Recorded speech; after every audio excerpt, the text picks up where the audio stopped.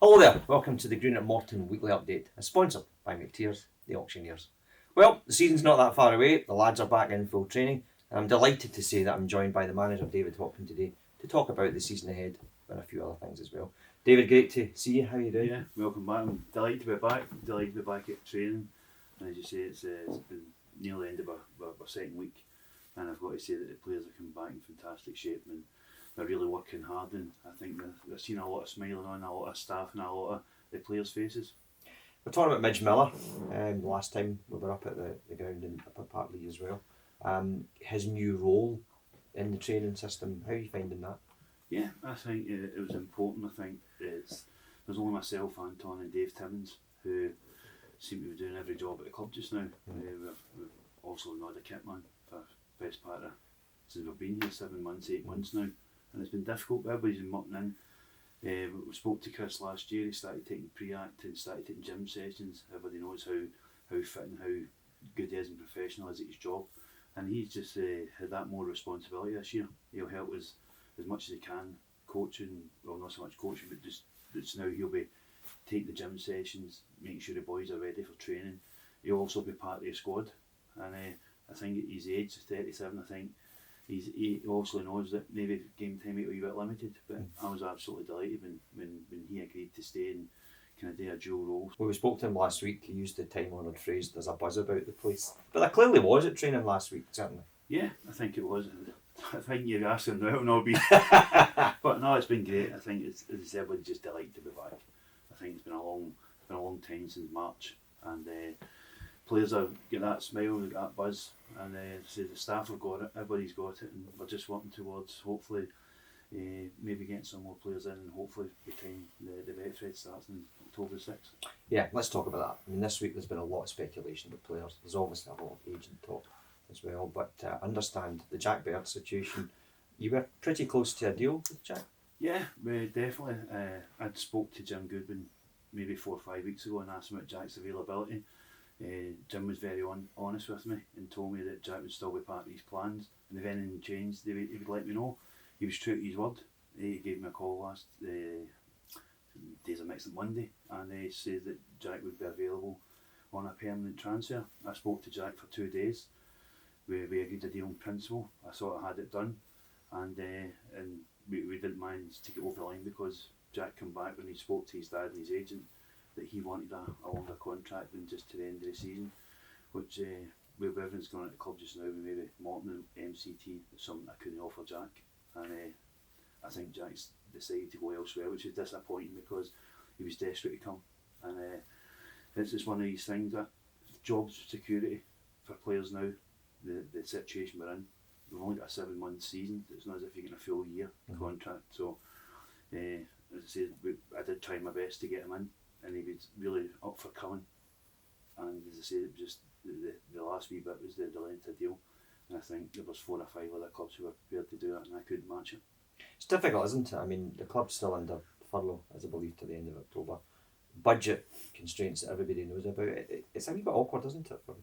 Yeah, it is. I think when I spoke to Crawford in the board back when we were coming back to football, they told me it was going to be very difficult.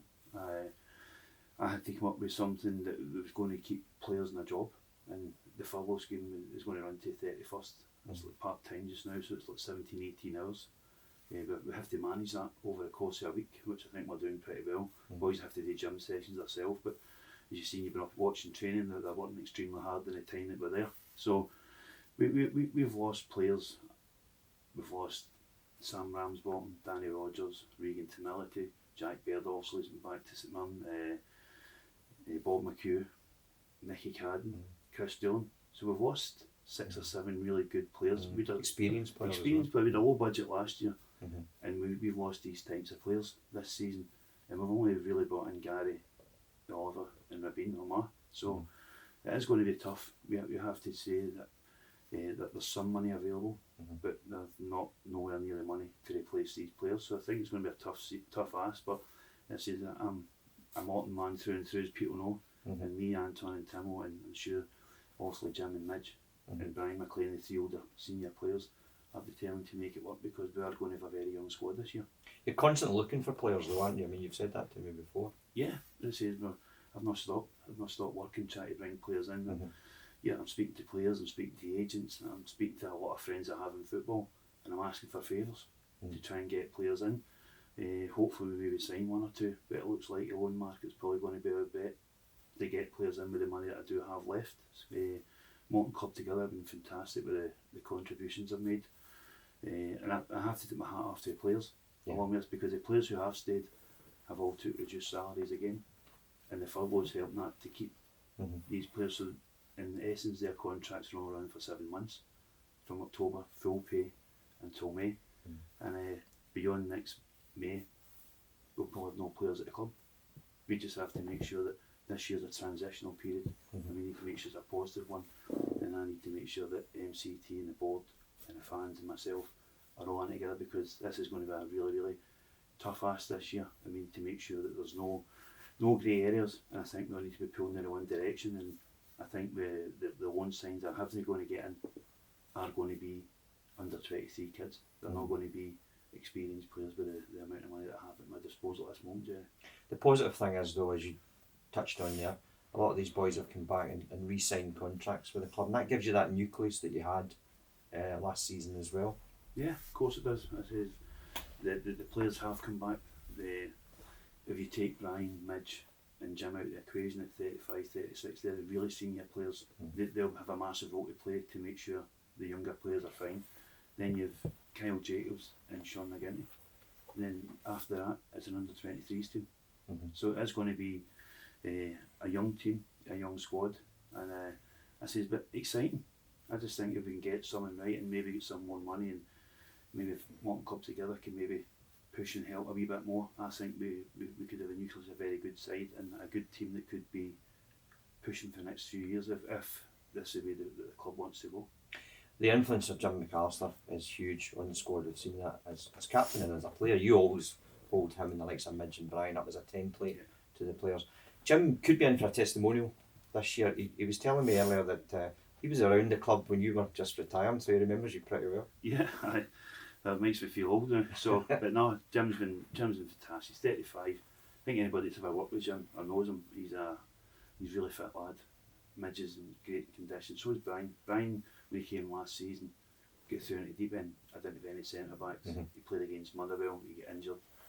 At that age, you kind of struggle. He's came back this year, and he's in great condition. He's not missed a day. He's been up the front every running session. So I take my hat off to him. So it's continuity where we are. As you say, we've managed to keep players. I'm glad now that the club backed me last season with the younger ones that were under 23 to give them contracts, because if we didn't, I don't know where we'd be now. And this is, and obviously we've got 10 development players who have been kind of thrust into the first team, but at this moment in time they're not ready to play. I think maybe in the future they will be, but I think they come into an environment, a first team from where they've came from, some of them haven't even played a reserve game, so it's very difficult for me to get them up to speed. It's difficult for them, so I think that the best thing all round for them is younger players is probably to go and one young Lewis Strapton. Sure. And I think anybody at this club should take anything from that. Is look at Lewis's, where he's went. Yeah. He's went to Annan, went to Elgin, came back. His first full season. Player of the year. Young player of the year. And that's because he's got a desire. And I think the younger players have to look at him, forget about looking at the older players and think, now what you want to end, you have to start at the bottom of the rung and go and play men's football and learn how to play the game. Anyone that's followed your career from player into management, whatever, knows that you like a challenge. You get excited by a challenge. You did it all through your playing career. In some ways you confounded expectations of what you could achieve, being a local boy and going and doing what you do. This is a big challenge for you, but the message is we're in it together and you're excited by that. Yeah, I'm excited. As I said, it's going to be tough. I just said we probably worked on the lowest budget the club's operated on since most managers have been here. And it was tough last year. We managed to turn things around, we get players back playing, but as I said earlier, we've lost 7 of that core, and it was 7 more or less starters in your team. So we have to try and replace them. If it was like for like and we had the same budget and these players had moved on for whatever reason, then you can replace them, then your job's a bit easier. But you have to replace these guys on a substantial reduced budget. It makes it a wee bit more difficult. But as you say, it excites me because it makes me work harder. It makes Dave Timmins work harder. It makes Anton McCowan work harder. I'm sure Dave McKinnon and everybody. Because you see him go to Partley. Yeah. They've always given me every single day, and that's all you can ask for. And as if Morton fans see that, but I just think that we need to make sure, as I keep saying, we need to make sure we're all on it together this year, because if it's going to be a transitional period, we have to make sure that if MCT are going to take over the club next year, that they take over in a championship club. And I think everybody needs to be pushing to make sure that we are, because I'm certainly one, I keep saying it, I'm a Morton fan. Probably the only job in football that I did want as a kid. I've managed to get it. I've managed to take it. Probably took it in its most challenging time. But as you say, I love a challenge, Gerry. Good. David, listen, thanks for coming in today. Really appreciate it. No problem. Thanks, Gerry. And thank you for joining us again on the Greenock Morton Weekly Update, as sponsored by McTears, the auctioneers.